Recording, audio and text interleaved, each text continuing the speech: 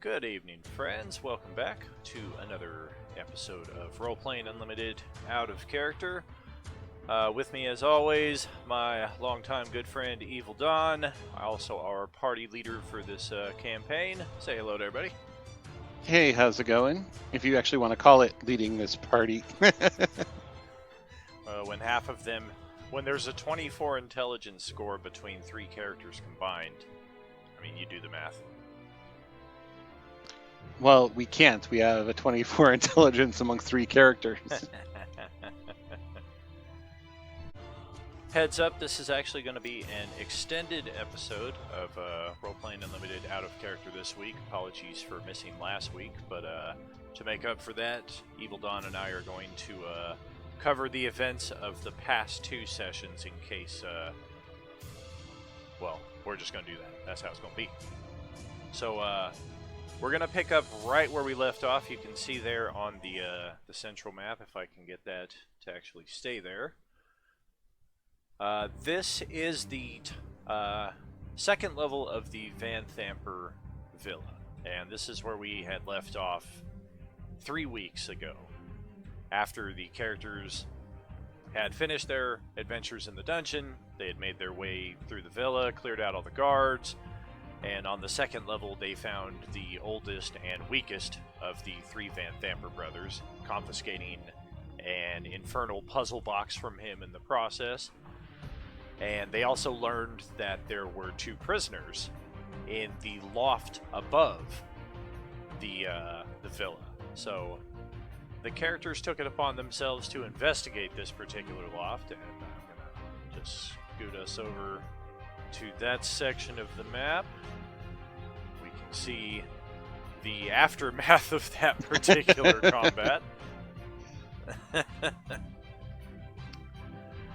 Unfortunately, the two invisible imps that were within this chamber, as soon as enough characters had made their way up in here and they were investigating, everybody knew that there were imps up here. So everybody was on the defense for, if something comes at me, I'm ready for it.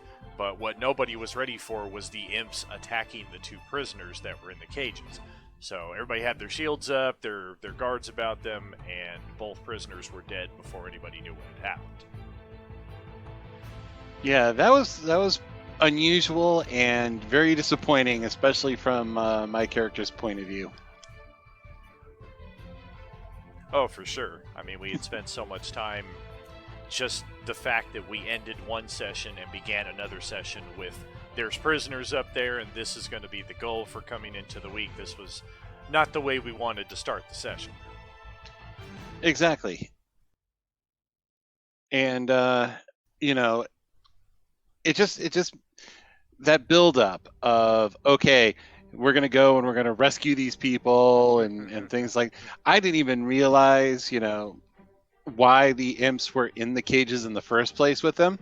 But then I figure the thought process must have been is, hey, these imps are there to torture these people that are inside the cages.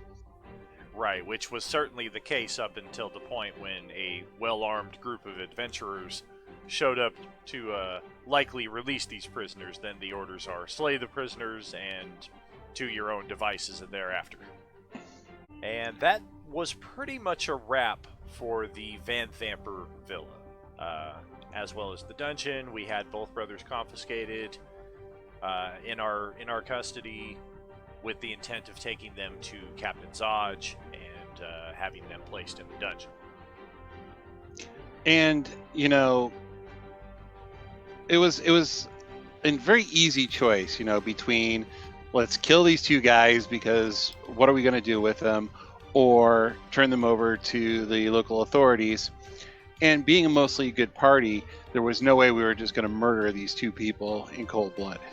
Absolutely. I mean, you didn't tote Amric Van Thamper with 4 hit points around for 5 weeks just to slit his throat at the end of it. I know, and that's really cool, though, is that we were able to keep him alive at 4 hit points for the entire time, and nothing attacked him, while we were there. Everything was on us, which it should be, but just the fact that we were able to keep him alive and keep things off of him and Reyna for the entire Rhea the entire time.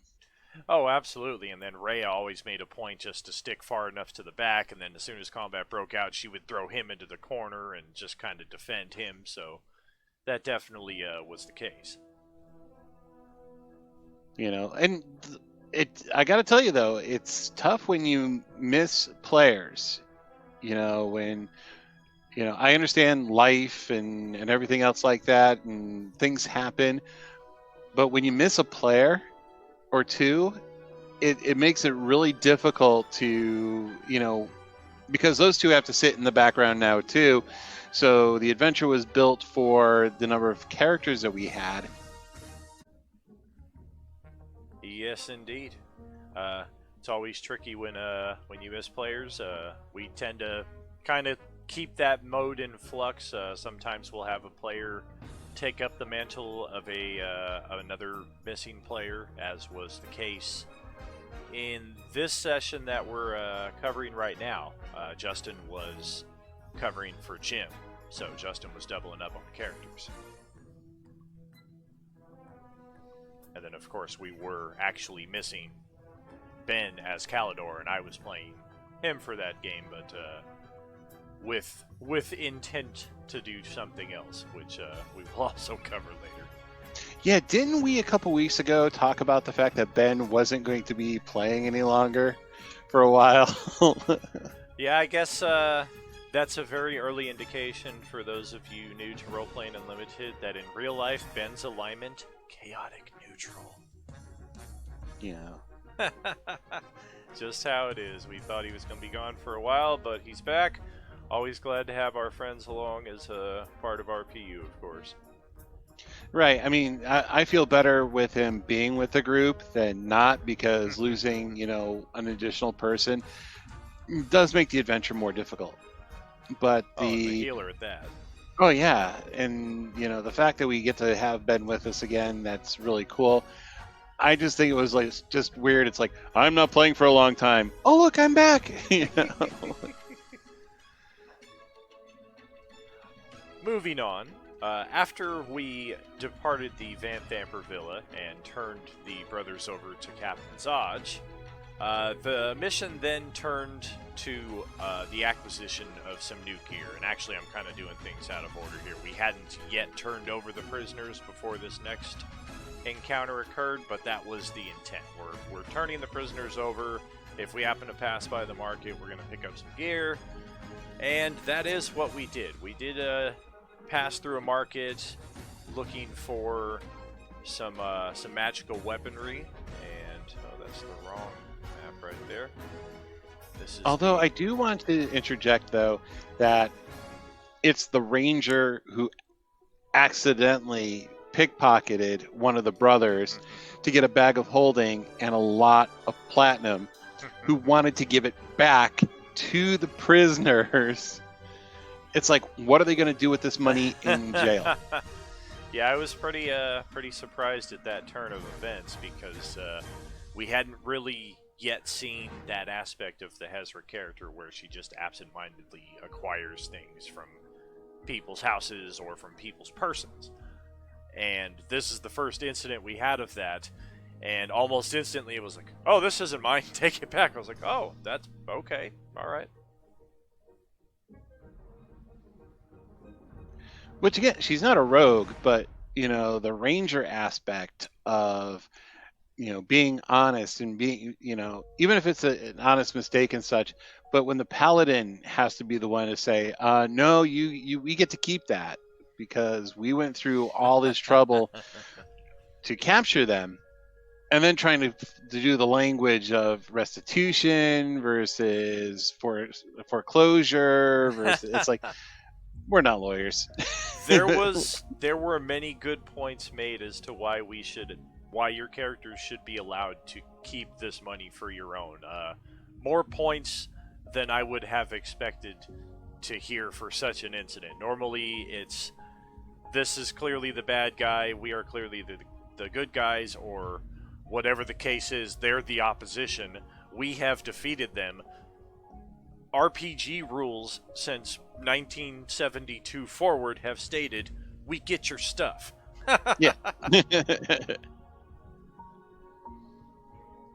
And speaking of getting new stuff, that is again where we are at here on this colored modular street map here, one of many acquisitions through the Roll20 marketplace. I highly recommend giving all of their artists a shot.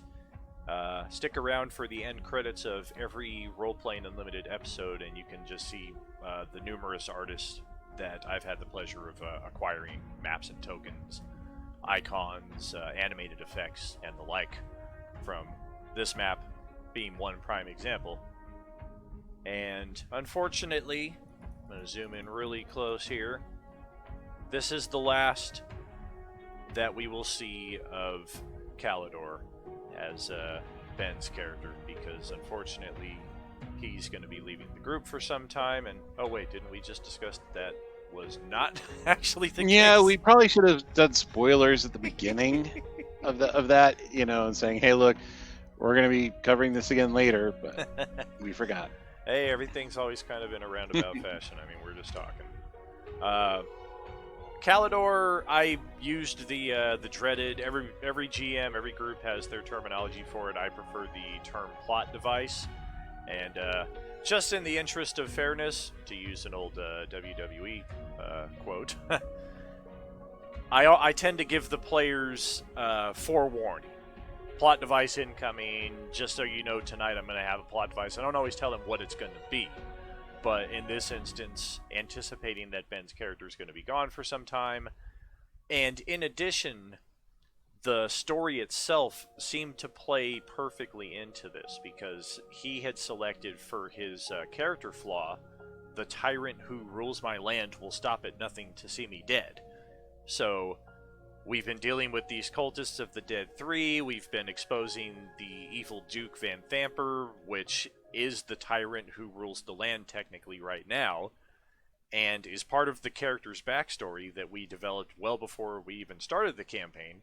It just seemed like perfect comeuppance, build some heat for the cultists, and also see Ben's character's flaw come to light in the worst possible way. Well, that's the thing too, is that, we spend a lot of time on these characters, we make all these, and a lot of times people say, okay, well, I'm just making this to fill in the blanks.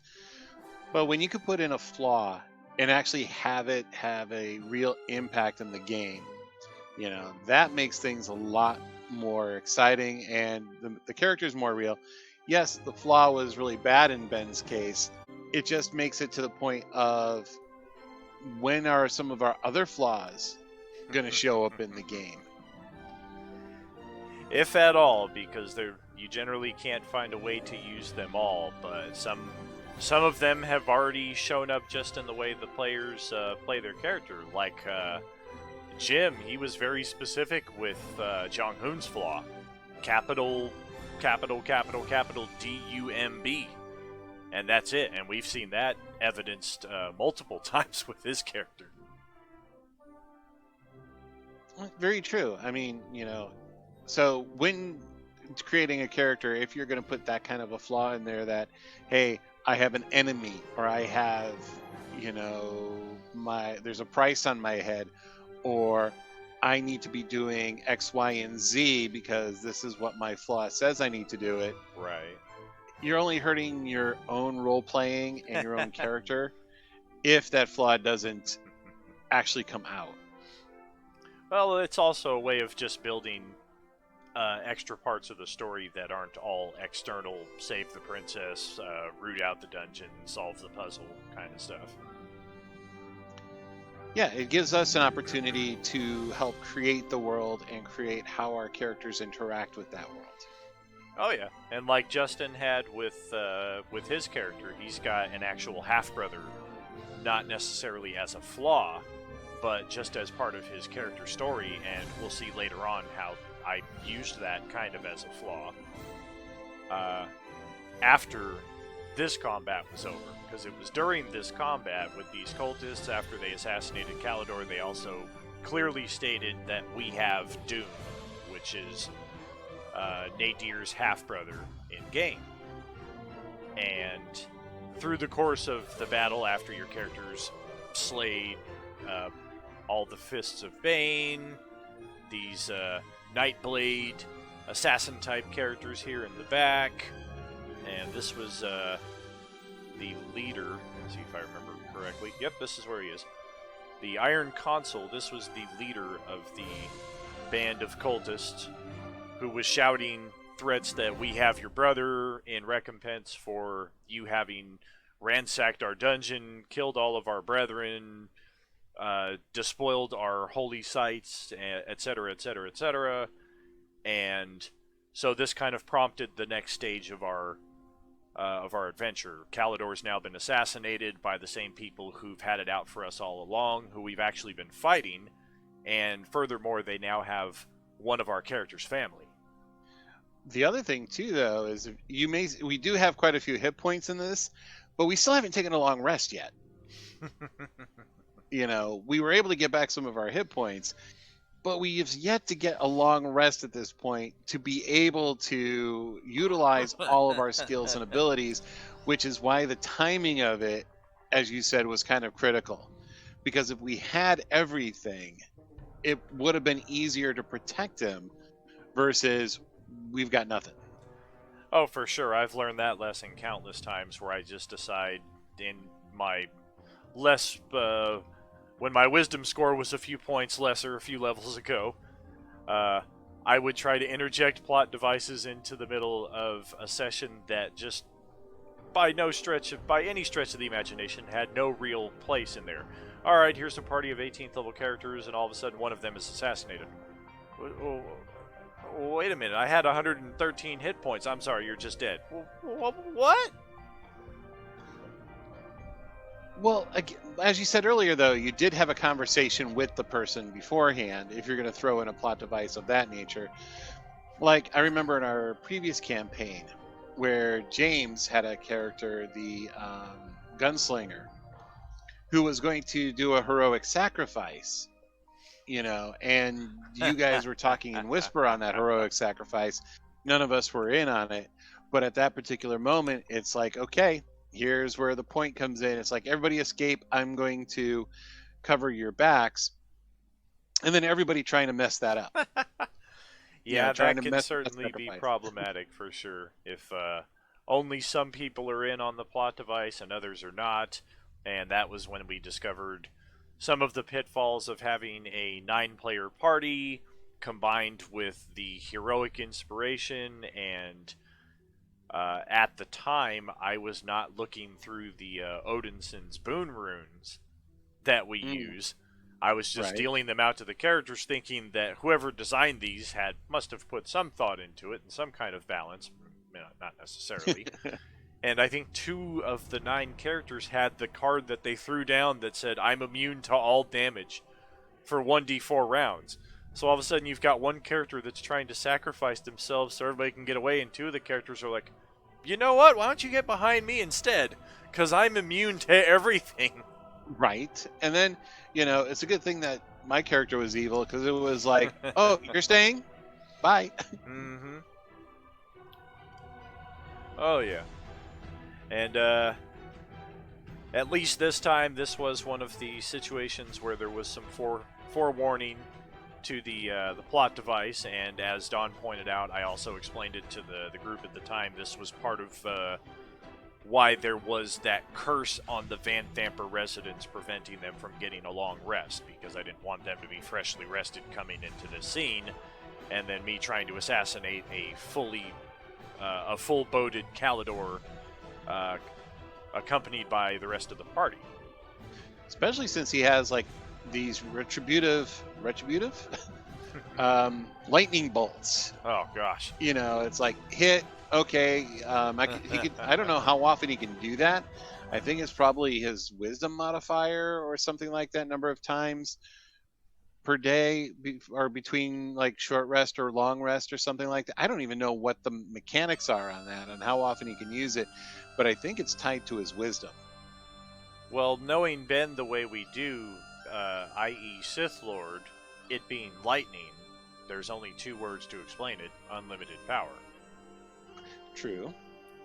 Don't let him hear you say that, though. He may just say, "Okay, I'm just going to erase that part from my." So we have Calidor assassinated. Our characters did manage to make their way over to this moon roof building here, Alistair's magical surplus, Emporium, whatever it was that we ended up calling it. Some of them silvered their weapons because we've fought enough devils by now to realize that our weapons are not having the best effect against them, and we may also need some magical weapons.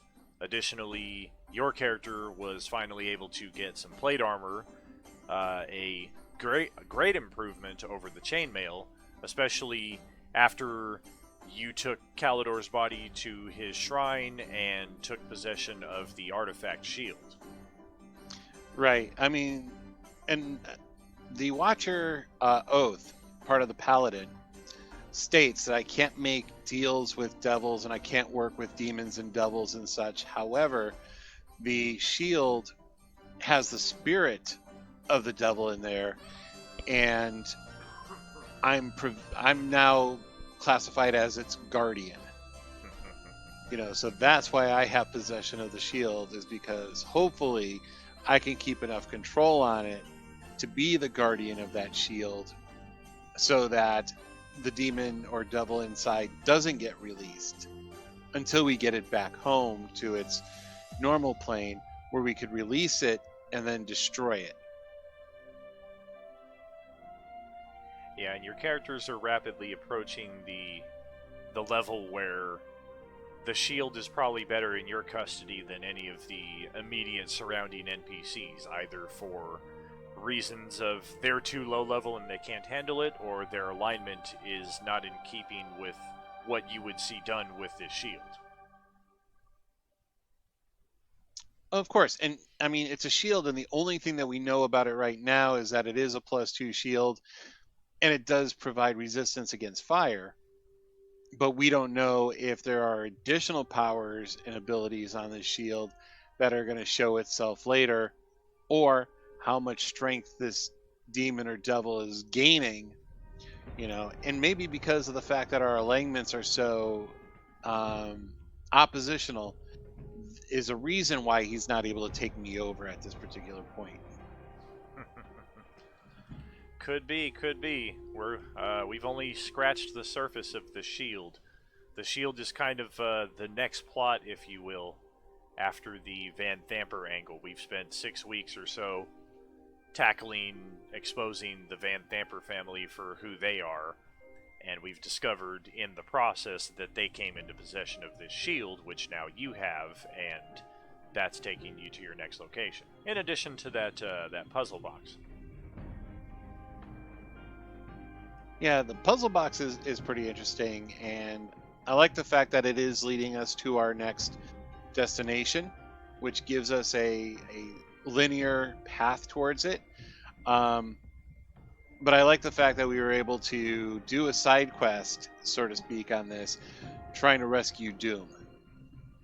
And I think Doom was our name instead of his at that particular time. Yeah, I thought that was a cool addition, because I think I told you that at one point throughout the last week, in that Justin tends to do that with his characters. He creates the genealogy, who his parents are, who his siblings are. Sometimes his characters have children as well. And I don't always work that into the plot. I remember with Pinnacle, I used that big time because he was playing Vondel, and the dwarves, because of their low numbers, I think they were polygamists. So I think he had multiple wives and multiple children, and when the goblins invaded the dwarven caves, of course, that's where his character's focus was, oh my god, my family. So it was it's something that I don't always touch upon from his backstory to the plot as it translates, but this was another time where, just as a means of ransom, we had Doom safely ensconced inside of this tavern known as the Lech. Well, a couple of campaigns ago, Wilton, the gnome sorcerer, he had a family. He had a wife and kids. Yep. And that got to play. It's always nice to create that family environment and to do a little bit here and there, because it gives you something in between adventures to write or to contemplate with your character. Oh yeah, that's just in the same line of your flaws and your beliefs and your bonds. I mean, all of that stuff can just enhance the character beyond the standard class and race features that you get, and depending on the GM you're playing with and the rest of the party you've got, that can be a whole segment of a campaign in and of itself. Yeah, and then the fact that it did have to be up to Justin on whether or not we were going to take our long rest first or go try to rescue Doom first. And I did think it took a little convincing for us to say, look, if we don't get our long rest, we are not going to survive the next, couple of hours to be able to rescue him. If we're rested and we're fresh, we have our powers, we have our spells refreshed, I have my smites back. All of that together will help us with rescuing Doom. Oh, for sure. And plus, we're already one party member short at this point, so the long rest was definitely called for before coming into this neighborhood of the Lech, which would have been early the next morning. And the current health bars and setup here don't really do the combat justice. This is actually where we ended last week's session and began this week's session with this combat. And perhaps some players were taking a deep breath of relief after we ended the session, because from the get-go, Hezra was dropped by 4 skeletons, or I'm sorry, not skeletons, but the Reapers of Baal, because they had 2 dagger attacks, invisible movement, and then they would come back the next round at full force. And then, as soon as Hezra's dropped, one of your characters comes over and gives her a heal, and then the Master of Souls throws a fireball into the group, which not only drops Hezra again, but also drops Nadir. You had resistance to it, fortunately, from your Azamar necrotic resistances. But Grulok and your ally, Rhea, were not so fortunate. So right from the get-go, we had Jong-hoon proceeded to get knocked out by the skeletons. Everything was just going as bad as it possibly could. And another thing on that, too, though, is this was the next morning. So they sent out their agent last night to lure us over there into their trap. Did they spend all night just standing there, waiting and waiting and waiting for us to show up? I mean, at what point do the bad guys go, dude, I don't think they're coming tonight. Maybe we should set this, elaborate trap up for tomorrow morning. Maybe they'll come in the morning in full daylight, Or, I mean, I wonder what the bad guys' conversation was. It's like, well, wait, what if they don't come in the morning? I mean, we just spent all day here and all night here, standing here with a bunch of skeletons, man, waiting for these guys. What if they don't come for another day or so? What if they decided to do some scouting or reconnaissance or this or that? What the heck are we going to do? It's not like we're hiding these skeletons sitting in and that's the thing, too. It's in the middle of the road. So it's in the morning. Shops are opening up. Joe Farmer is walking to his store. Oh, look, they got the skeleton set up again. It's like, what the heck? Yeah, I definitely feel that's the version of the campaign with the neon colors and the animated effects where everybody's pixelated and cartoon-like. There's definitely always some funny humor you can see behind the scenes in almost any combat, for sure. Or maybe they were all hiding like Gronk in Emperor's New Groove. Nothing to see here as we're heading through our day. And then us coming around the corner, it's like, okay, we're not the most stealthy party in the world. We have like no stealth, to be honest. We have no game plan when we came here. As a matter of fact, we didn't even talk about what are we going to do to try to rescue Doom. It's like, let's go there and let's go do it. Yeah, exactly. We're just gonna go. When we come around the corner, when one of us looked around the corner going, guys, there's a bunch of skeletons up there already. They planned for us. Okay. Nope, here we are, boom, right in front of all of them, lined up in perfect fireball position. I could just see it in Kyla's face too, because she was only in such a bad state by virtue of a good initiative roll, because she went first. So she moved right up into the front, hit a skeleton, did 12 damage, so it only had 1 hit point left. And then she was like, all right, I'm starting off good. And then Reapers of Ball, stab, stab, stab, stab, stab. Okay, I'm down. All right, I got healing. All right, I'm back. Here comes Fireball. Boom! And then I think it was Rhea after that who gave her a potion of healing. And that's where she ended the session one night and began the next week. She was rocking like 9 hit points. Also, though, because she went first, and the bad guys got the initiative like right behind her, that's what messed her up.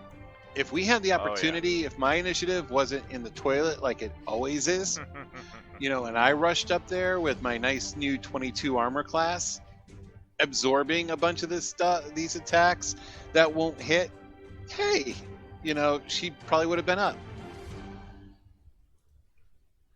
Yep. The initiative definitely has implications beyond what most people see out of it. It's not just the order of events, but a lot of strategy can take place just through that order. Which is sometimes why, having a really good initiative could be a bad thing. If her initiative was a little worse, mine was a little better. And not only the initiative roll, but that particular session, as well as the second session that we're kind of already covering here just by talking about this combat, my dice could do no wrong. Right. I was natural 20 left and right. Even when I wasn't, I was hitting armor classes of 18 to 20. I wasn't always connecting with Celestial due to his now 22 AC, but everybody else, if they were in any kind of position to get hit, they were getting hit. And if I was still in regular chainmail and shield, I would have gotten hit as many times as everybody else. Yep. However, again, moving into the next session, we'll find out how effective that was. Oh, definitely. The remainder of the combat, which we began the night before last of this week, was at June 1st. We had a bit of a surprise from the get-go, in and out of game, because as Don and I already discussed, is Ben here? Is Ben not here? He's gone. He's going to be gone for a while. He's actually back. And I decided to go with something a little different for bringing his character back, because surprisingly, Ben is actually enjoying playing the cleric in the group. He usually doesn't play the cleric. He's usually either the sorcerer, the warlock, the wizard, or the rogue, or some kind of combination of those, maybe with a little bit of fighter thrown in there as well. There's the Beastie Boys song Intergalactic, and we kind of rearranged the lyrics of that for Ben, where instead of Intergalactic, it's a dark elf sorcerer, half celestial, dark elf sorcerer, and because you could take 2 of those 3 things, and Ben is going to play one of those every time. Pretty much. And I mean, we love Ben, and it's always weird when you start something like that, a conversation off with, we love the guy, but also there's a little trust issue when it comes to number of spells that he could cast. It's like, was that his ninth first level spell or 10th first level spell. Well, considering his sheet should only have 4 first level spell slots, that's kind of, that's a situation that I was in when he was playing his fighter, Eldritch Fighter. Yeah. And it was like shield spell, shield spell, shield spell, shield spell, shield spell. It's like, oh we my haven't goodness, had a tell me rest. about it. We haven't had a rest in like 2 or 3 games, and I think you've popped up like 9 or 10 of these shields. Oh yeah, Where he are had they coming scrolls. from? He was rocking extra scrolls just in case he ran out of spells. So it was so satisfying for me when I was that rare time when I was ever able to land a hit, which was pretty much always with a natural 20, because that was the only time I'd be like, "Ha! Good luck with your shield spell. I hit you." Yep. And ironically, I say that I did something a little different, but as we can see, there is a lot of familiarity in Ben's character's return here. He is this dark elf right here in the center of the screen. He's playing the same character, but instead of a resurrection, he has been reincarnated. So he's still playing the same cleric, but he's a different race. Which gives him a little bit of what he likes. He likes playing the Dark Elves. Having 2 Azamars in the campaign. Yes, it's a good thing, but also at that point, it's like our abilities mirror each other so much that having the Dark Elf with a different set of abilities is helpful. Absolutely. Even though he's having immediate issues with, was the sun always this bright? There will hopefully be benefits to the character later on down the line. I mean, anybody that knows anything about Drow, they come with a plethora of racial benefits just in and of itself. Oh yeah, the innate magic that they have, the fairy fire, the darkness spell once per day after a certain level. They do have all these really neat little side abilities. I mean, plus you can't beat the +2 dexterity, +1 charisma. Definitely. And of course, go ahead. Oh, of course, since if we upgrade his armor, which we'll get into that, it's going to negate any dexterity bonuses that he has anyway. Yep, that's always the risk. You can't have a high dex and a high natural AC, so to speak. That's another. There's a reason why we kind of bag on Ben when it comes to Munchkinine and power gaming, because so many stories can be traced back. The Ben Ball, the Dark Elf Sorcerer, half Celestial, but also, goodness gracious, I just had a brain fart here. I just completely lost where we were going with the Munchkinine in this effect, but there are a lot of stories that can always be traced back to him in that respect. The stories about me and my easily getting frustrated at certain situations. What's the CR of this thing? We're all doomed.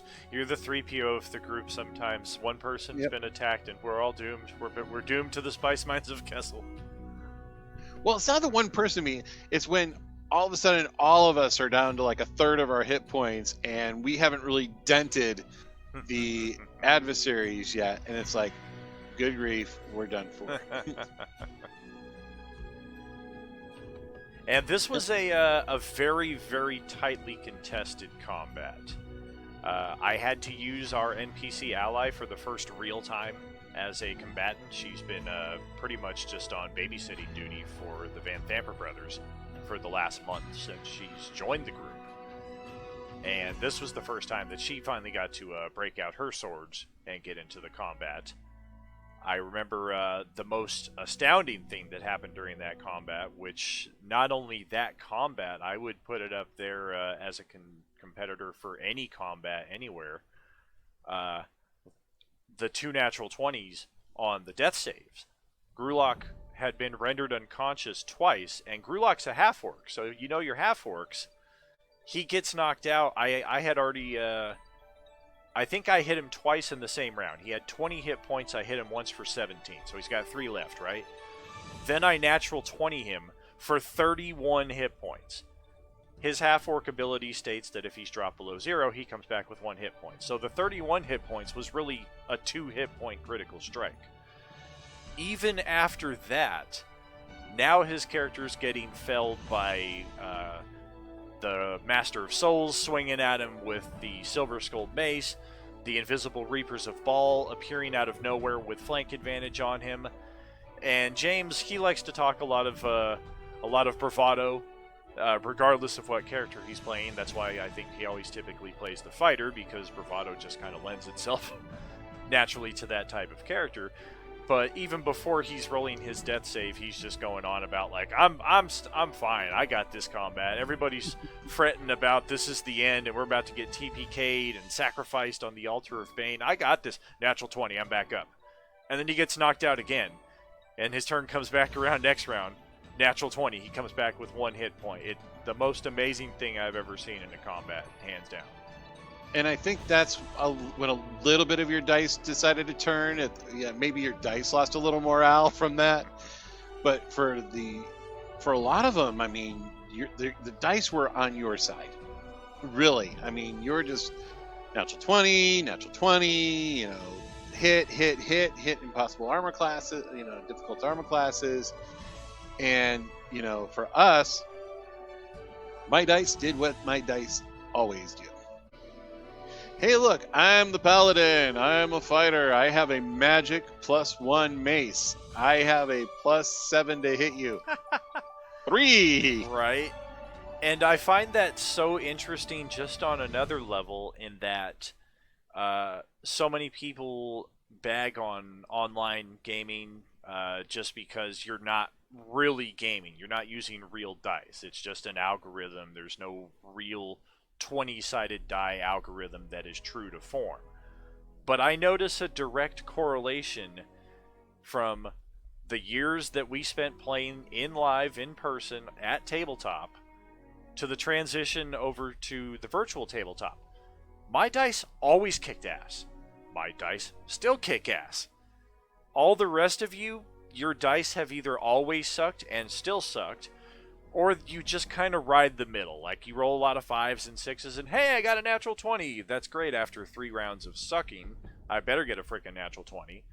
Or you're like Ben, where you tend to ride the higher end of the spectrum. I roll a lot of 13s, 14s, 17s, 18s, and the like.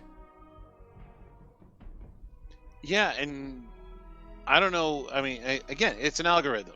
I don't know if it has its own little mental list of numbers that it just says, okay, here are the numbers that I'm going to pick at this particular moment. Right. Or if it really does go through, the random number generator. But even when I notice, even when I'm playing other games that have a random number generator, like I play Fallout 76, and it has a random number generator for items, and I tend to get the lower end of items, where I'm hanging around with my buddies and it's like, look, I got this amazing item. And it's like, I don't get the amazing items. I get the junk that gets scripted. I think I do use all my good RNG mojo for D&D, though, because any of my app games that rely on RNG, I'm always getting the low end of the spectrum on that. So continuing on, though, I mean, we spent 45 minutes on like one day. And, in session 2, finally, somehow we pull this out. We pull out a victory on this, even against the invisible guys. Oh, it was unbelievable. I mean, it was very, very close on numerous levels. It was one of those combats where your characters probably had 15, 20 hit points combined between the lot of you.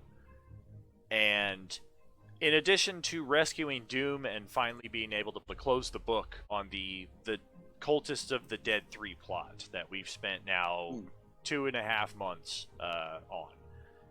In addition to those obvious benefits, I know you've personally achieved some satisfaction in that we finally achieved level 5. Which now I get 2 attacks per round, and I get to call my steed. I got the spell Find Steed. Super cool. Cool. And most people would be like, hey, look, I get more smites now, and I get 2nd level smites, and I get this. And but the weird thing is I wanted Fine Steed. You know, that was the thing for my characters to getting that one spell. Oh, and I don't know if you've looked at my character sheet, but Oath of the Watcher gets 2 additional spells at 5th level. Nice. Moonbeam and See Invisible. Oh, very cool, very cool. So it was like, where was this last time? Especially with those 2 invisible suckers. No wonder no wonder the module bracketed the level progression the way they did. They didn't want people having See Invisibility when they were throwing endless hordes of imps at you. Well, I think wizards and sorcerers and such gain See Invisible. I think that's a 2nd level spell, so and they gain 2nd level spells at 3rd level. Feasibly, we could have had it. And it was cool. I mean, we rescued Doom. We closed the book on the cultist chapter. We gained level 5. There was a little bit of plot development as well, which I'm glad you pulled at that thread, because everybody else, it seemed, was either preoccupied with other matters or just kind of accepting, okay, Kalidor's back. But it was your character that was like, well, I want to know what's going on with your character here. Well, yeah, I mean, because he comes back as a in Forgotten Realms term, an evil race. You know, so it's like, plus he doesn't look like Kalidor. So we know Kalidor is dead. He comes back, this dark elf comes back, hi, I'm Kalidor, wearing the same clothing and such. But my character is a little bit on the, well, one, you could have stolen it off the clothes off the dead body, you know, and you could just happen to be a cleric. You know, very true. I guess that's where the doubt would, or whatever the term is, give you some kind of assurance that this is Kalidor, because how many drow clerics of Tempest are you going to find running around? And well, he had Slobber Chops with him, too. See, Slobber Chops was the only thing that kept, you know, the logistics of, okay, this is more than likely Kalidor. He has no idea why he's back in this form, but we just accept it at that point. Oh, yeah, and even that was Kalidor's reasoning. He said that he only recalls awakening in this new form in the shrine, with Slobber Chops licking his face, and even the priests didn't know how he had come back. They didn't cast anything on him. Like that movie, The Gamers. You know, hi, I am a wizard who's standing in front of this dark, evil castle. You look trustworthy. Join us. Oh, yeah. Yep. One of my favorite quotes. You seem trustworthy. Yep. The DM's calling out, just remember, this guy's standing in front of an evil ruins. The last people you met in the forest tried to attack you and kill you. So, just play this accordingly. Hello. I notice your group has no wizard. You seem trustworthy. Yep. So now we have Kalidor back. Now we have our group back. Now we're trying to get out of Baldur's Gate. Exactly, and this has been a moment long in the making. We started off the campaign in Baldur's Gate, whether we wanted to or not, with the gates closed, preventing us from leaving. And right from the get-go, the first plot is you have been forcibly conscripted by the Flaming Fist, and you're going after these cultists. So that's everything we've been doing for the past 2.5 months. We give our badges back to Captain Zodge, except for James, who actually was a member of the Flaming Fist legitimately before the rest of you were drafted. And the new captain of the Flaming Fist, Captain Porter, she seems very impressed with your companions. It's actually part of her brief character backstory in the Forgotten Realms module, in that due to her previous experiences with adventurers in the jungles of Chult, she holds them in high regard because she's seen what adventurers can get done. And it's in that spirit that she had you provisioned with a riding horse per character, except for you, who turned it down because you had just gotten your Fine Steed spell. Right. Nadir wasn't really interested in riding a horse since Captain Porter had also provided you guys with a cart driven by a mule, and he just figured I'll just sit on the cart with Fallister. So 2 horses we don't need, but everybody else in the group, here's some extra provisions, a little extra coin, and best of luck to you. Yep. And then we equipped ourselves. Everybody got their hands on, like, most people got their hands on either a magic weapon or a silvered weapon. Ben got his plate armor. Yep. Now I've got to deal with an impossible to hit Ben again, and if I do hit him, he's got that damn electricity resistance reaction. Right. And then, you remember a couple of years ago when my wife and I went to on a cruise to Mexico? Mm-hmm. And Yeah. I love it. It's beautiful. It was beautiful down there. The one thing on the beach is always people coming up to you, hey, would you like to buy this? And it's like cheap jewelry, or hey, would you like to get these like scarves, or this or that. And that's kind of what I felt our trying to leave Baldur's Gate turned into. Oh, for sure. They had such a detailed map for adventures on the way out that I came into this past Tuesday's session thinking that the combat that ended our session was actually going to be how we more or less began our session. Because we were just going to have a quick, all right, we're finally done in Baldur's Gate, let's get out of here, zip, we're on the road, and we run into these farmers, and we'll fast forward to that here in a few minutes. But after reading through that section of the module again, I just discovered, man, there's 9 different neighborhoods on the way out of here, each of which has adventure potential. So I'm just at least going to touch upon each of them briefly as we pass through. And Little Kalimshan ended up being the most noteworthy location for 3 different reasons, actually, because Justin, his backstory, that's where his character lives with his half-brother Doom. Secondly, Fallister Fisk, the agent who is taking you to the tiefling expert on the 9 hells in Candlekeep, he also lives in Little Kalimshan, and he wanted to stop and grab some of his stuff for the road trip. And thirdly, because we happened to be stopping in Little Kalimshan for both of those aforementioned reasons, there's this place called the Oasis Theater, I think, and the owner of the theater had his agents out seeking adventurers to participate in a new play that he was putting together, which was billed as a real-life adventure on stage. And that's all they would tell you, aside from each of you will earn 400 gold for your participation. But of course, being savvy, decades-long players, our characters were not easily stepping into this, except for Jong Hoon, which of course playing perfectly into his character's flaw of capital dumb. Here's 400 gold.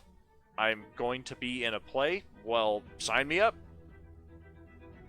Right. And then, of course, being pragmatic, it's like my skills and abilities are not for show. I am not, I'm not a trained monkey to fight for your pleasure, and I'm not, this or that. So, I don't want to partake. It's like 400 gold. It's like, for me, money versus honor, honor's going to win every time. For sure. I was surprised at how many hooks this particular plot seemed to land in the group, because Grulok also seemed interested. Well, actually, Kyla was not with us, so I didn't have really anything for Hezra or the NPCs. But Justin also seemed to kind of be leaning more towards, I'm okay with it. I mean, it's a money-making opportunity. And if the rest of you want to do this, then I'm with you. And already at this point, we've got 2 for it and 1 against. So it's already looking like now it's 3 for and 1 against. And I think it was at that moment that even your character was like, all right, if the group decides to do it, I'm not going to stand against and forbid this, so I will go along too. And that's when Kalidor's passive perception picked up the screeching dragon coming from somewhere in the theater complex. I don't know if there's a dragon's lair underneath, if there's a large auditorium and they've got a dragon chained to something. But Kalidor was convinced, yes, there is a dragon somewhere in the theater district here. Mm-hmm. And Grulok put his ears to it as well and was able to hear the dragon. And that promptly put an end to all discussions of maybe we should be a part of this play. Especially trying to battle a dragon. You know. Now, here's a question, though, and, you know, granted, we're not going back, and we can't go ahead and redo it and everything like that. But you told me before that each section has a level up point. You know, so you complete the section, you go up to your next level. You complete your next milestone, you go up to the level. Would this have changed the milestones? Or would this just been, here's some extra stuff over here, but it's not going to affect when you get your next level? It depends on how many extras of those your group happens to undertake. I mean, I think the module caps out at level 13, but if over the course of, let's say it takes 9 months to complete this entire module, if we spend an extra 3 months just doing optional side quests, like let's do this play and defeat the dragon, and let's explore more of the mountain of Baldur's Gate and see if there's any dungeons hidden in there. Hint, there were some extra potentials there, but we could have easily spent... We could spend 8 more months just here in Baldur's Gate doing more adventuring. Point being, I kind of just keep an arbitrary note of that kind of stuff in my head.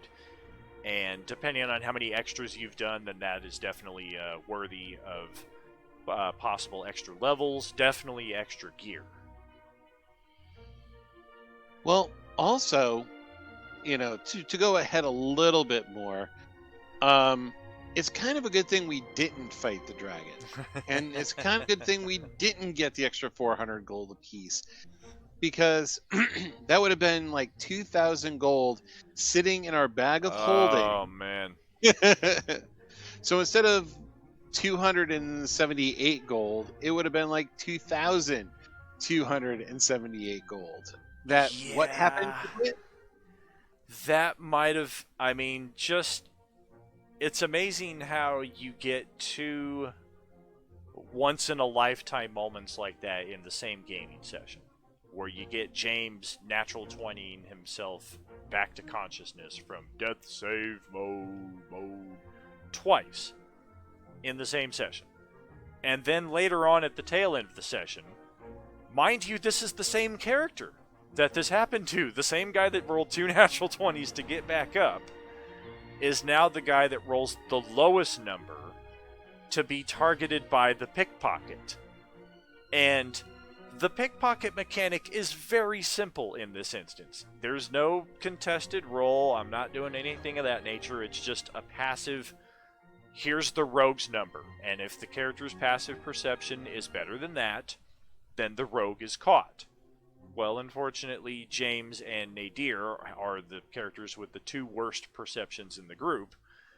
And I mean, you watch the video again. I want to say there's a good 2 to 3 minute pause where we might be talking about this and that here and there, but the whole time I'm just looking over James's character sheet and I'm like, man, can I really do this? Can I really have random pickpocket steal the group's bag of holding with the party treasury in it? Can this really happen? And I'm just looking at the rest of James's character sheet. He's not carrying anything small. He's got plate armor, or is he still rocking chainmail? He's rocking chainmail. Giant 2-handed weapons and Right. his clothes. So the only thing he's got is this bag of holding. I'm just like, oh my gosh. This rogue just got away with the party's best magic item, and fortunately you guys had spent most of your coin before this point. That's the only silver lining as I see it. And that would have been, you know, if we had gotten that extra 2,000 gold and put it in the bag of holding, it would have been it would have been horrible because again, there would have been nowhere for us to spend it in between there and the bridge, or no reason for us to spend it between there and the bridge because we've already bought most of the stuff that we needed. We have everything that we need. We had 278 gold left. You know. Yeah, unless somebody had an inkling to investigate some of the stores on the Worms Crossing Bridge, or somebody had realized, oh, I forgot I was going to get this weapon silvered or something. There was a unique kind of magic shop that had some potential extra plot on the first part of the bridge before we even got to the pickpocket, but we kind of glossed over that just because we had already passed through, by that point, I want to say 5 neighborhoods of the outer city. We'd already done the 20-minute deviation on should we do this play, should we not do this play, is that a dragon, oh crap, that's a dragon, let's continue moving on. So at some point the group is just kind of like, let's move on. So we didn't do any of the optional stuff on the bridge except for the worst part of it, which was getting pickpocketed for the bag of holding. And it wasn't until well after your characters left the city that we actually even got to that point. And here's an example on the map. We've been talking about it, and I've had it on the wrong map this whole time. But here's Baldur's Gate, right? So we've spent 10 sessions, 11 sessions, just inside these walls. We finally get our chance to leave, and here's all the different neighborhoods we pass through. We go through Stony Eyes, which was basically just stables and industrial workers, farmhands, and what have you.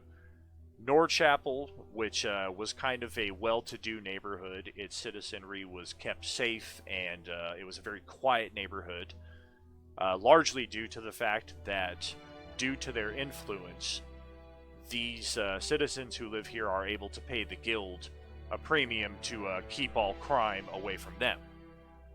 And then here's Little Kalimshan and the aforementioned Oasis Theater, where we almost got into a scuffle with a dragon.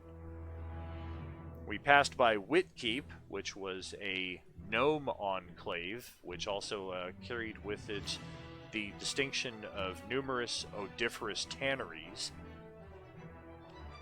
We passed by Sow's Foot, which was kind of a collection of like monster-like races. Like they had lizard folk and Sverfnablin and Underdark creatures and stuff like that live there. It was almost like if all of these exterior neighborhoods are outcast neighborhoods from Baldur's Gate, Sow's Foot is the outcast neighborhood of even all of those neighborhoods. And then that brings us here to this. Here's where you can see it on the stream, the Danthalon's Dancing Axe. That is the item weapon store that we could have visited. But instead, right about this point, is where James was pickpocketed for 200-something gold and the party's bag of holding. I think a lot of this, though, and we've been playing for a really long time, that there's always like a direct correlation, and we're not used to a module like this that has so many branches. You know, if we were aware of, yes, we had the opportunity to do the theater, but the theater turned itself completely off because of the way it was presented by the characters that were involved, not by the DM. I mean, because you had a couple people hooked, and almost all of us hooked into going to it. I think, though, it's like a lot of the hooks in Baldur's Gate, they spent a lot of time making a lot of these cities. We just didn't appreciate it enough, or we kind of figured that we need to get from A to B instead of A point A point A point B, A point C to get to B. So we weren't aware of that. That's not usually our style of play, so a different group may have turned around and go, you know what? But we also figured that this box was a mission, and missions have time to them. Not like, oh yeah, we can go whenever we want to Candlekeep, and because it's like we've got a doubles contract here that needs to be observed, checked out, and taken care of. We need to get this done immediately because of the fact that another whole city disappeared. And possibly because of the same type of box. So I think that's where our mindset is that this box is now our mission. And if we were to take a whole bunch of time to do all these little side missions, we would never get back to the main mission. For sure. A lot of that is kind of comes back to my GMing style, as well as the fact that most of us in Role-Playing Unlimited, we don't play a lot of these pre-written modules. For me, this is only the second one for 5e. I guess the third one, if you want to count Curse of Strahd. That was a debacle of a whole different nature.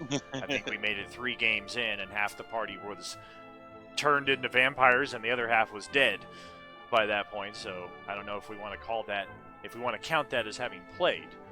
Right. But for the most part, we play Enemier, or we play the New Evolution, or Agent Orange, or Ultimate Star Wars, any of the campaigns that I create, which that's not to say there's not space in those campaigns for characters to pull on threads that aren't obviously there. My GMing style is very improv and reactive. I have the general framework of the story written down, or sometimes just in my head, and I'm just reacting a lot off of what you players are doing. I'm giving you the core plot, which most 99% of the time your party bites into hook, line, and sinker, and we're just down this linear trail of we're accomplishing this plot. We come over to a module like this, and we're in a whole different bag of worms, where it's literally a bag of worms, where you can just pull anyone out, and it could be a different adventure that has nothing to do with Baldur's Gate or the Nine Hells. And then also, though, we're not aware of what the timing is. You know, the module is written in a sense where Baldur's Gate will not go into hell until we hit point X. So if it takes us a week to hit point X, or if it takes us 6 months or 6 years to hit point X, that's when this will take place. Yeah, and that's another difference between the module and my style is I tend to use a real clock at times in Enemier because the chronology is so important to me, and especially just as a way of enticing the plot and getting things moving a little quicker.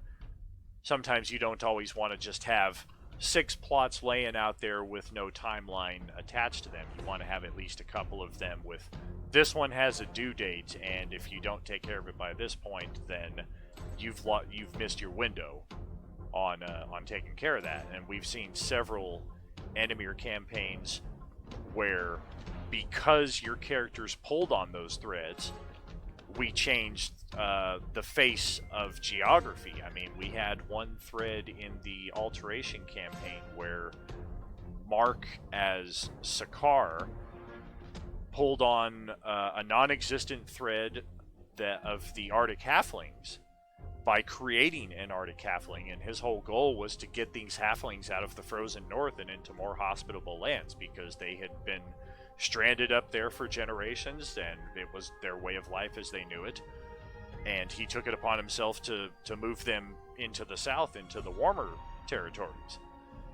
So there's just always kind of unlimited potential when you're looking at the types of characters that people create, and whether they are proactive in seeking their own plots, or whether they're just along for the ride. Either is fine. Yep, and that brings us to the next part. Oh, 1 second where here. We just lost our framing. Yeah, our framing is slightly off. Welcome. The Eternal Sage tends to cause a bit of a disruption in the magical weave upon his arrival everywhere he goes. That's how you know he's here. It's rifts in time.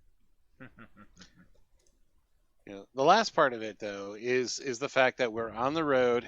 We see some farmers, with their wagon, and of course, you never know what's going to happen with this. It's not always bad guys. So we wave at the farmers, but this time it was bad guys. Oh yeah, yeah. We had a Cambion devil disguised as a farmer, also with 3 hired hands. The veterans with the blue health bars here. We have the 2 different wagons here. You can see all of the familiar cast. Hezra here is in ghostly form because I threw another plot device at the group right from the get-go in this combat. The Cambion used a plane shift spell and targeted Hezra with it, and she is no longer here on this plane with the rest of the characters. I'll give you one guess as to which plane she is on, and we'll just leave it at that. And I mean, even though the spell requires, can only be done with willing participants and everything else like that, when you deal with a plot device, it's DM changes the spell to make it fit the campaign for that particular instance. And since the player isn't going to be there for 4 weeks at least, getting the character tucked away somewhere for 4 weeks is preferable than killing the character off. Oh yeah, I mean, we saw what happened when I killed the character off as a resolution to the player will not be here for a number of weeks. So there's always different options to use in that respect, and you don't want to copy yourself, especially in back-to-back game sessions with back-to-back characters being removed. Right. And as we can see here, this combat is in its infancy. I want to say we did 1 round. Everybody's hit points are still pretty intact. Here's Celefio with his new Celestial Steed. And everybody else is pretty scattered. There's Nadir, who's focusing on the Cambion. And much like many of our sessions have in recent weeks, we ended this one in the middle of a combat, so that is where you can expect to see us pick up. This coming week on Roleplaying Unlimited presents Baldur's Gate, Descent into Avernus, Chapter 13, 14? I don't know. I'm gonna have to actually go back and count how many it's been, because, I'm a stickler for the numbers and stuff like that. Thank you, Evil Dawn, for being here again as a co-host. My pleasure. Always a lot of fun. And looking forward to our next game and hopefully seeing, some of the people who watch us. If you can't make it to the game, watch this, because this is an entire recap of all of that in a shorter period of time. But if you like the adventure and you want to see us and you want to comment to us or at us or, watching us live, playing the game is the best way to do that. Oh, yeah. We're all part of the same gaming community, and we're just trying to carve out a niche for ourselves and make new friends, find new gamers, share what knowledge we have, because there's gaming groups that are just starting out that haven't been gaming together for 20-25 years like we have. So in some respects, we're passing the torch on to them, and in others, I mean, you've got Critical Role, which is the granddaddy of them all, and many other shows like Captain Robert. I see he's got tons of followers and he's got a great style. I dig watching his games. I kind of view them as helping pass the torch on down to us, because the style of streaming setup that we have here, it's all inspired from those who paved the road before us. And we hope that you enjoy these experiences watching them as much as we enjoy making them. Well, good talking to you, and I will see you again on Monday. Yes, indeed. I'm going to send us over to a brief intermission here. All right. And while Feir Du'tas gets into his garb and the Eternal Sage prepares himself for his next mark on the Enemier Historia, I'm going to send you over here to our intermission for about 5 minutes, and then we will pick it up from there.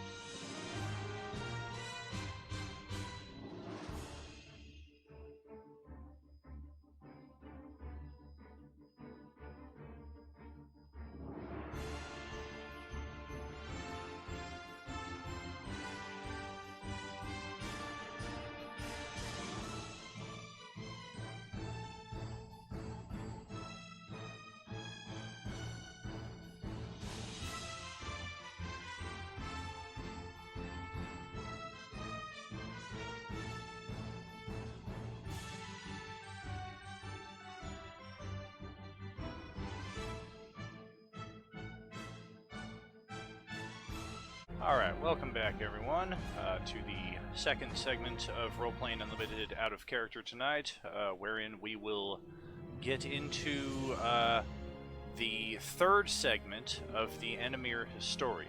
This is the 1400-year chronology of the entirety of our homebrew world of Enemier.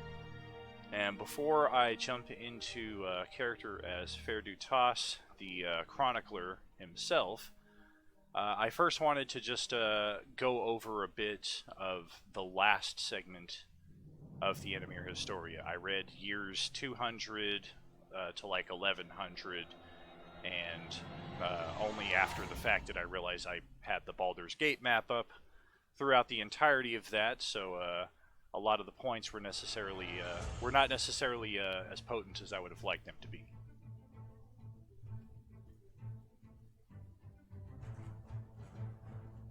Alright, and by no means am I going to do the entire rereading of the years 200 to 11 something, but just touch over some of the more pertinent points, like in year 200 when it talks about the Great Temple of Naya being founded in the southern states of Ukor. That is right here. We can see the Palace of High Priest Yoren. High Priest Yoren actually becomes a notable figure later on in the chronology. During those years I was actually just talking about. And this map right here is entirely current, so a lot of the names don't necessarily match up with their older references in the Historia. But when it talks about the Ukorian Empire, the Ukorian Empire encompasses this entire swath of what is now Ukor itself, the central country, the lands of Danamar over here, and the now wastes of Interius. But at the beginning of the chronology, this was civilization, basically, this entire section of the continent of Alaram. Humankind originated in the northwest, as we discovered in the pinnacle segment of the chronology, in lands that became known as Towel. But after an ice age forced everybody out of there, this became civilization for hundreds of years. And many of the events that I discussed in the last section of the Historia dealt with the founding of the country of Bados, which became the center of art and culture, although it was not originally in that state. And we get a bit of a spoiler alert here in seeing that Towel has absorbed half of what Bados used to be. Another, I don't know what the heck this is, but it's the giantest pirate gnome known to man in Enemier. Just stay away from there. Ye have been warned. And furthermore, most of the centuries that I chronicled in the last segment also dealt with the splintering of the Ukorian Empire, largely in the case of Interius and Ukor, due to religious differences. Interius became staunchly devout to Naya, who, while a goddess of law, was also a goddess of vengeance, so enforcing the law by brutality. Whereas Ukor, they followed Veranor, a god of mercy, sacrifice, and love, basically. And the two countries did not get along at all. In fact, several wars were fought throughout the chronology. We talked about the First Continental War, where Interius allied with the barbarians of Towel to invade Ukor, and you can see Ukor being caught between those two countries. Not the best situation to be in. And that is actually how Izar enters the Enemier Historia. Similar to Towel, except instead of barbarians, these were a nomadic people of monks and scions that just came together through their different understandings of enlightenment and philosophy and deeper truth. And it is the formation of the independent states of Izar that combines enough people in the north to assist Ukor in that First Continental War. Getting back to the splintering of the Empire, when it came to Dannemar and Ukor, there could not have been a more amicable separation.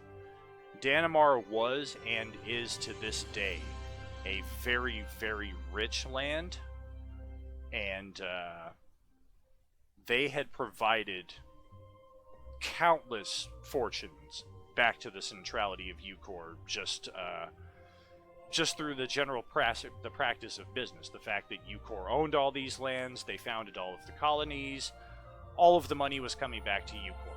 But eventually, over time, a case could be made for, is this money really the property of Ukor?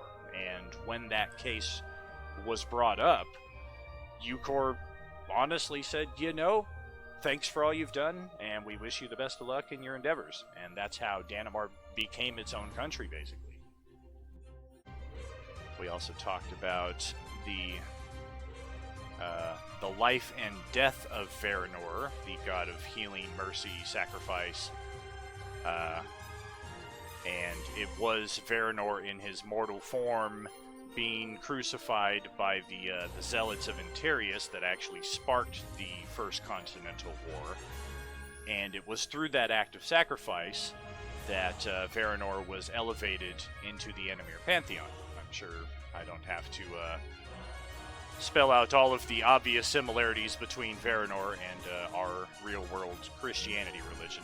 I myself am a Christian and was heavily inspired to at least insert some of that into Enemier itself.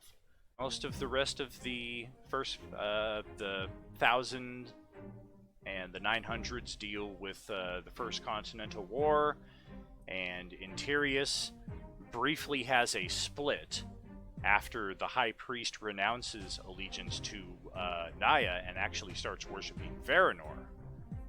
And that causes a schism within Interius, although ironically Interius does not go to war with itself. The western part of Interius, for some reason, declares war on Taul, which is defined as the sloppiest war in history, as they spend more time just getting to the destinations of war than they actually do fighting.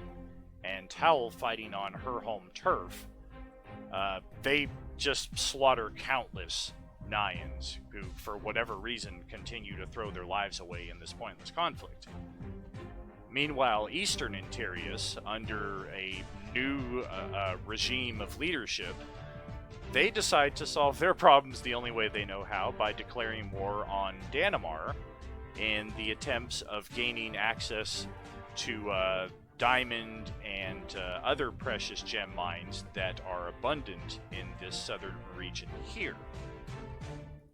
And as is always the case with Interius up to this point in the Historia, Taul sends Interius running back. Dannemar does the same. Interius, I want to say this is their third or fourth war in their country's short history, and they are 0-4. And that is where we left off. The last segment of the Enemier Historia. Appreciate you all giving me a few moments here just to clarify some of that.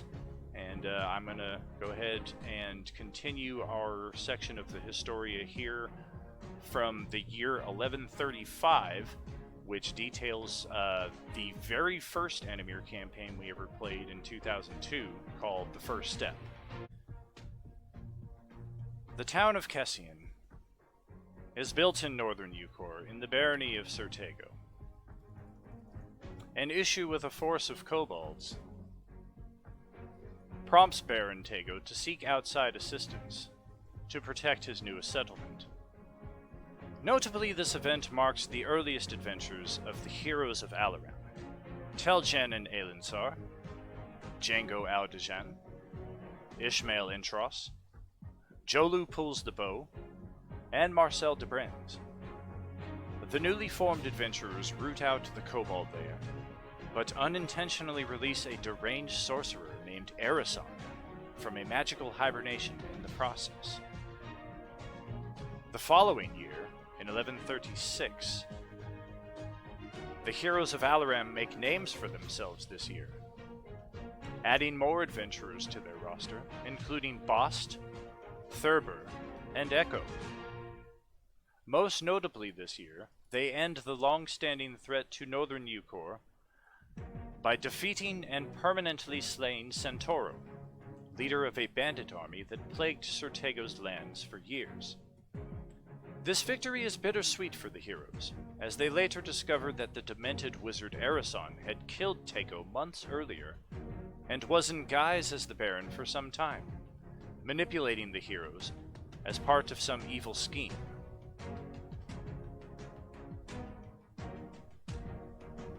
It is here that I have obtained new records into the Historia, as written by the eternal sage Vosilmut and recovered by the Agents of Destiny.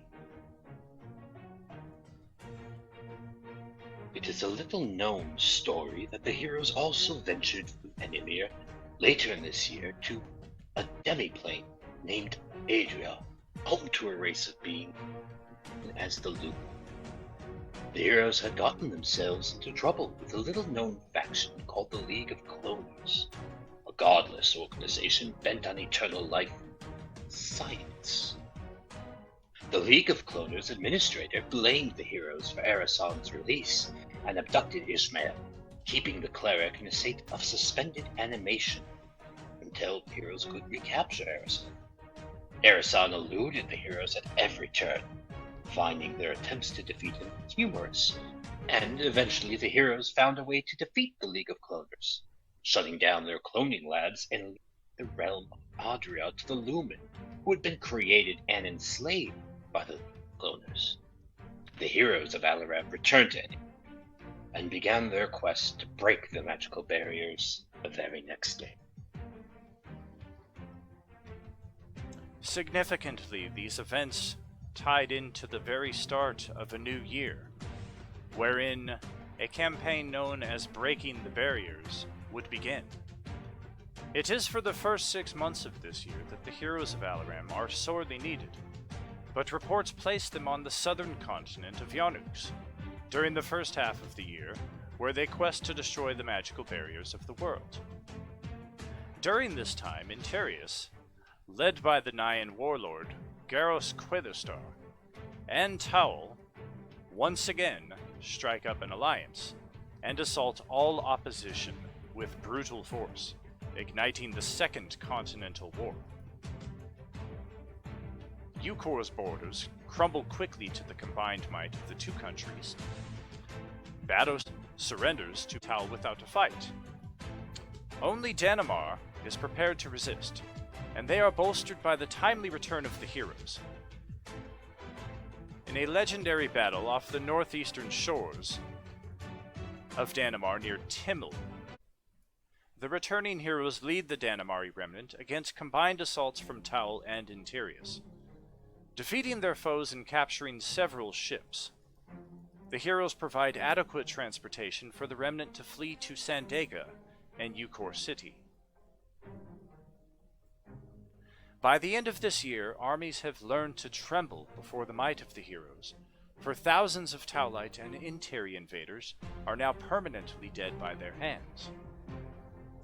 Continuing into year 1138, the Breaking the Barriers campaign continues, with the sudden departure of the heroes once again, and again the tide of war shifts in favor of Taul and Interius.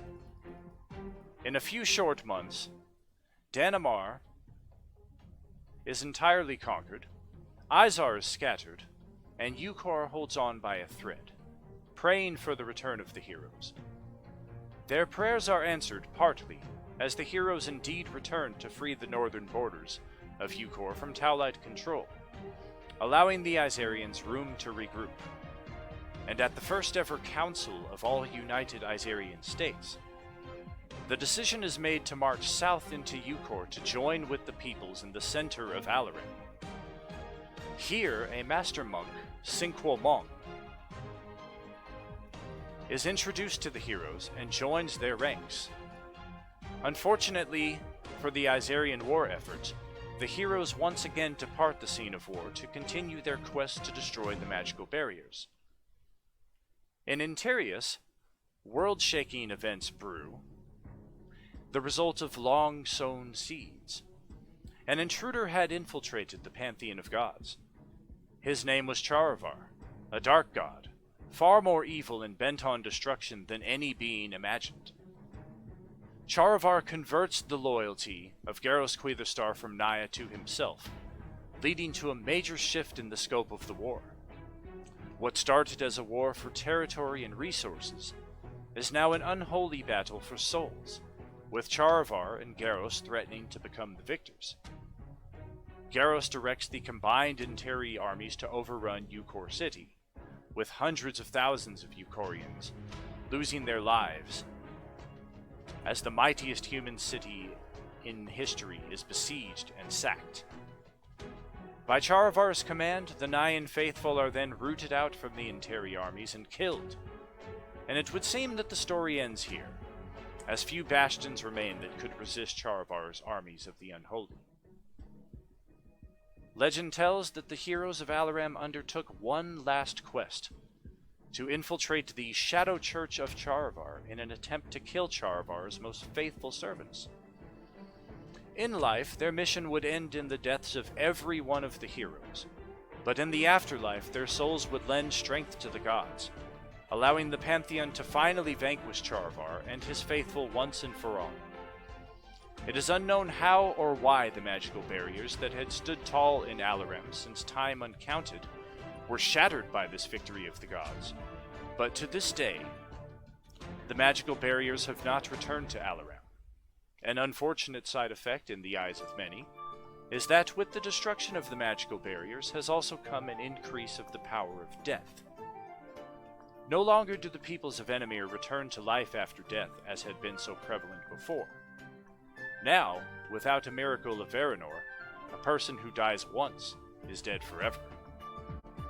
I have obtained an additional hidden script, written by the eternal sage Vosilmut and recovered by the agents of destiny. The god Charavar was known in the early days as Vornash, and before that Father Zay, and long had he strove to destroy the very world he had created, that he claimed was stolen from him by his children the Averni, whom you now know as the gods. How Charavar's spirit retained such power after the destruction of his physical form, no one knows. But as the creator of Enemier, his strength is measureless. Following the Elder Days, the Averni formed the Pantheon of Gods, enacting a strict balance between the 33 deities, 11 of truth and light, 11 of balance and order, and 11 of deceit and darkness. This meticulous division of Enemier's hearthfire prevented Charavar from gaining influence in this world, and so Charavar would usurp the domain of an existing deity. To this purpose, he entrapped the deity of magic, Baradin, in a devious prison not unlike the last of the uncut gems that he had imprisoned himself so long. No one knows the process that go into slaying the god, but what I have learned is that the prison that contained Baradin manifested physically on Enemier in the form of the magical barriers that blocked access to the full spectrum of magical potential. And because the Hearthfire, which you may know as Eldritch power, because this Hearthfire is interwoven with Enemier's very foundation, these magical barriers also function as a kind of soul blocker, which in turn affected the entire pantheon of deities. The revenge Charavar found particularly enjoyable. For when a mortal kin of Enemier perishes, their soul joins the deity they most associate with, and in the process, the deity increases in power and influence. But with the magical barriers, or again, Parador's prison, the soul blocker, well, the souls of mortal kin would often be unable to depart this world for the next. Their essences return into their bodies, in some cases up to 10 times before the soul is finally able to find the path to their next existence. And this, in turn, greatly weakened the entire pantheon, with each deity seeking an explanation for this universal break in the world. It was 1,099 years from the construction of the magical barriers until their breaking, and on the 1100th year, Charavar would have at last succeeded in drawing Baradin's full life force into himself, regaining a physical form, and finally fulfilling his agenda of destroying all of Enemier. When the heroes of Alaram entered the Shadow Church of Charavar, they were slain by the Dark God's most cunning enforcers, and it was in the afterlife that their souls were summoned before the pantheon of gods, and the full extent of their quest revealed to them. The pantheon wished to instill within one of the heroes the combined powers of Enemier's gods, or what was left of it anyway. But the gods disagreed as to which hero it should be. So it was that the legendary heroes of Alaram competed amongst themselves in combat, one-on-one, until a victor could be decided. In the end, it came down to Tel'Janan of Arasan, the former nemesis of the heroes. The pair saw the wisdom in a combined approach and convinced the pantheon to divide their powers between the two of them. And in a tumultuous, world-shaking conflict that occurred in a place no one knows, in a time none can recall, with the fate of Enemier on the line, Tel'Janan and Arasan vanquished at last the entity Charavar in form and spirit. After the pantheon was restored to power, Tel'Janan and Arasan were given the opportunity to become true gods in their own right, an offer Tel'Janan accepted, using his powers to create a new realm elsewhere on Enemier, with many of the heroes of Alaram joining him as lesser deities.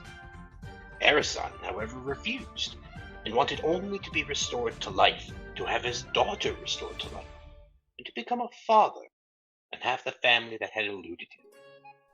His wish was granted, and Arasan's part in the histories of Enemier would end here for many years.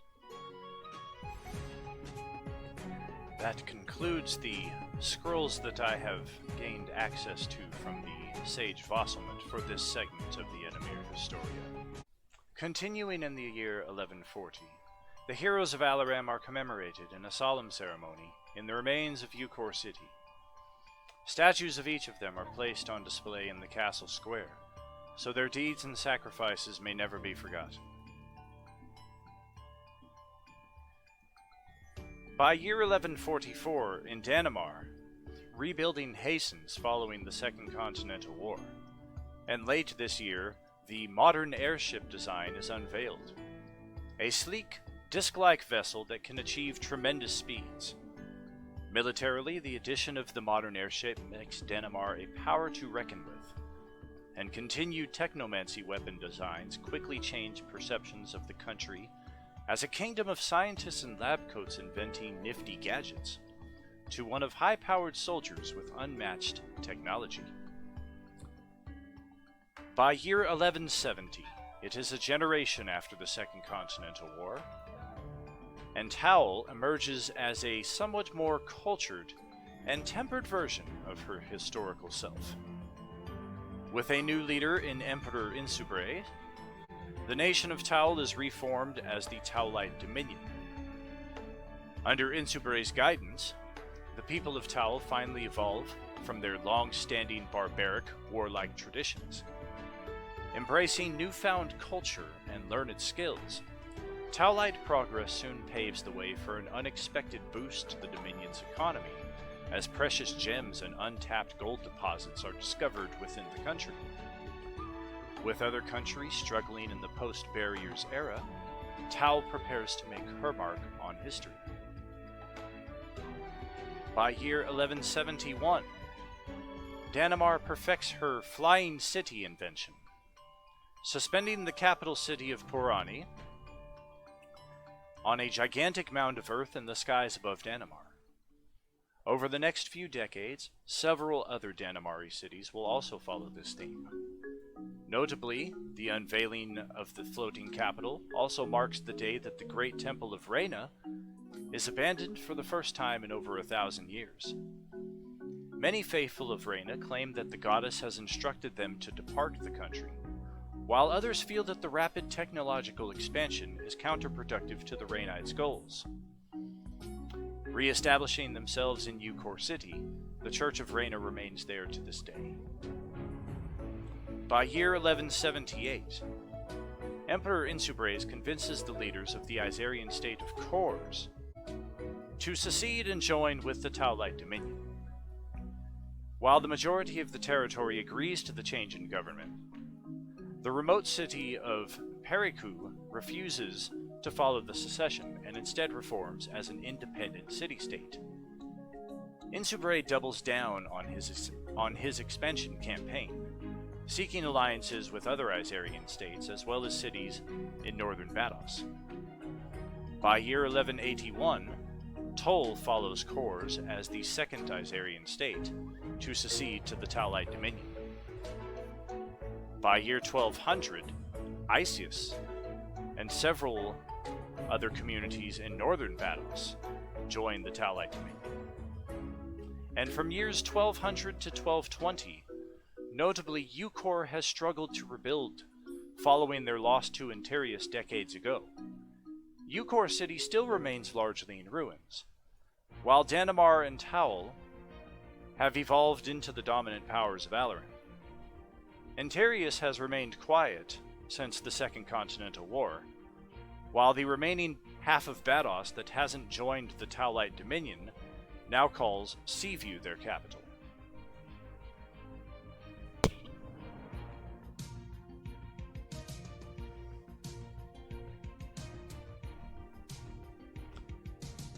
Just want to thank everybody for joining in again tonight for another episode of Roleplaying Unlimited Out of Character. Extra thanks to Evil Dawn for co-hosting, and John as the Eternal Sage Vosilmut for your part in the chronicling of the Enemier Historia. Wouldn't be the same without either of you here. Thank you also to our viewers, our followers, and hopefully soon to be our subscribers as well. Roleplaying Unlimited is on a steady churn upwards, and we're excited to have each and every one of you along for the ride. Hope you have a great evening. Hope to catch you this coming Tuesday for another episode of Baldur's Gate Descent into Avernus. Have a great night, all.